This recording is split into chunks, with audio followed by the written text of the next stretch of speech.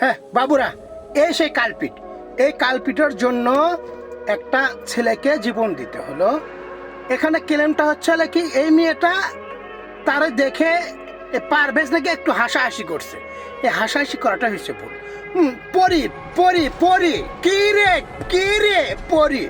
যাই হোক, এই পরির কথা শুই না, এর কিছু ফটকে পোলাপান ফ্রেন্ড সার্কেল আছে, তারা এখন শুই না মনে করেন যে তারা যায় দে ইচ্ছা মতো মনে করেন যে শরীরে আঘাত করে তারা মনে করেন যে দুনিয়া থেকে বিদায় দিল। আর বিষয়টা হচ্ছে কি, এখন এদের কথা শুই না, যেহেতু তার বন্ধু বান্ধব মনে করেন যে সাইজ করলো, তাই এর বন্ধু বান্ধব তো ঠিকই জালত গেল, আর পারভেজ তো ঠিক অবরোধ গেল।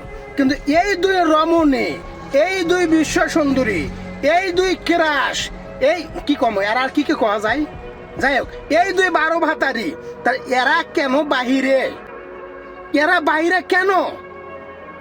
এদের এমন দৃষ্টান্তমূলক শাস্তির ব্যবস্থা করা দরকার, যাতে করে এই ধরনের রমণীর কথা শুই না কোনো ছেলে পেলে অন্য কোনো ছেলে পেলের গায়ে হাত দেওয়া থাক দূরের কথা, চিন্তাও করতে পারে না। বুঝতে পারছেন? একদম মোটেও ঠিক হয় না এটা।